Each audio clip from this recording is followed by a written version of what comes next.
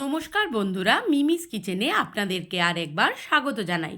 চলুন আজ আমি আপনাদেরকে দেখাবো রুই মাছের স্টু। প্রথমে আমি দুটো টমেটোকে ভালো করে এখানে সেদ্ধ করে নেব। এইভাবে বয়েল করে নিয়ে আমি স্কিনটাকে আলাদা করে এটাকে পুরো মিক্সারে ব্লেন্ডও করতে পারেন বা হাত দিয়ে চটকে কাঁচটাকে বের করে নেবেন।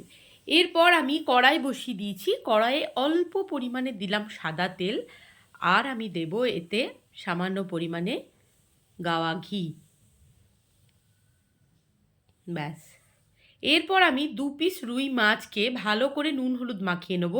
মাছটা কিন্তু একদম ফ্রেশ টাটকা হতে হবে, ফ্রিজের মাছ হলে হবে না, কারণ এটা তো স্টুটা একটু ফ্রেশ মাছ দিয়েই ভালো হয়, যেহেতু ভাজা হবে না, ভালোভাবে হালকা ভাজতে হবে।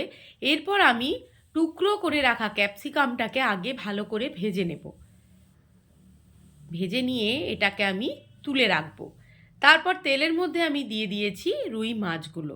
যে সাদা তেল আর ঘি নিয়েছিলাম, এক্সট্রা কিন্তু কোনো তেল বা ঘি আমি আর কিছুই দেব না।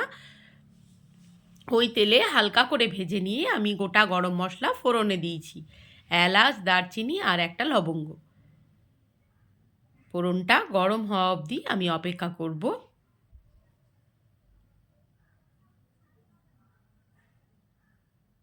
এই দেখুন, মাছ আর ক্যাপসিকামটা আমি তুলে রেখেছি।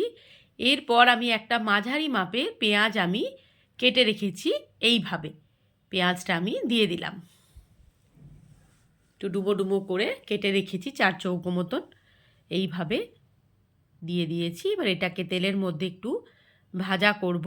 আর লম্বা লম্বা করে একটু আদা কুচিয়ে রেখেছি, সেই কুচনো আদাগুলো আমি এর মধ্যে দিয়ে দিচ্ছি।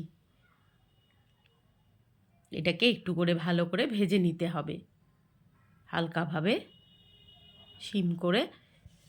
হাই ফ্লেম করলে হবে না, তাহলে পুড়ে উঠবে, যেহেতু তেল কম আছে। এরপর আমি আদা, রসুন আর পেঁয়াজের রস একটু দিয়ে দিলাম ওর মধ্যে। এটা কিন্তু পুরোটাই রস।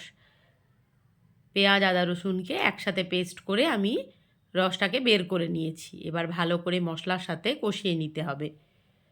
আর যে দুটো টমেটো আমি বয়েল করেছিলাম, টমেটোর ওই কাঁচটাকে বের করে আমি ওর মধ্যে দিয়ে দিলাম।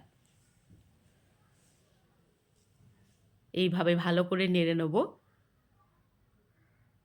বাড়িতে যদি বাচ্চা বা কোনো অসুস্থ মানুষ থাকে, তাহলে এই স্টিউটা আপনারা অবশ্যই বানিয়ে খাওয়াতে পারেন। এরপর আমি দিয়ে দিয়েছি 2 চামচ ময়দা, আমি জলে গুলে ওর মধ্যে দিয়ে দিলাম। আর দিয়ে দিলাম সামান্য পরিমাণে কাঁচা লঙ্কা কুচিয়ে, অল্প, একদম অল্প। এবার আমি মাছ দুটোকে এর মধ্যে দিয়ে দিলাম। তারপর ক্যাপসিকামগুলোকেও আমি ওর মধ্যে দিয়ে দেব। আপনারা এই স্টিউটা অবশ্যই বাড়িতে বানিয়ে খাওয়াবেন, খুব ভালো হয় খেতে, খুব টেস্টি হয়। বাচ্চাদেরকেও দিতে পারেন, খুব হেলদি এই রেসিপিটা। ওপর থেকে একটু সামান্য পরিমাণে গোলমরিচের গুঁড়ো আমি দিলাম, আর একটু জল মিশিয়ে দিলাম অল্প পরিমাণে। যেহেতু মাছটা একটু সেদ্ধ করব, তাই একটু নুন দিয়ে দিলাম, আর দেব অল্প পরিমাণে চিনি।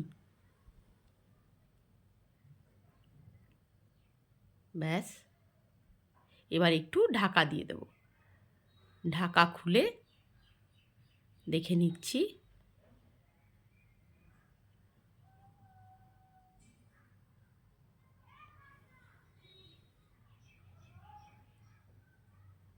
হয়ে গেছে।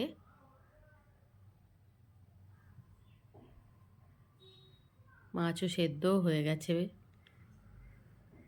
ব্যাস, তৈরি হয়ে গেছে আমার রুই মাছের স্টু। ভিডিওটি ভালো লাগলে like, comment, share and subscribe করে দেবেন।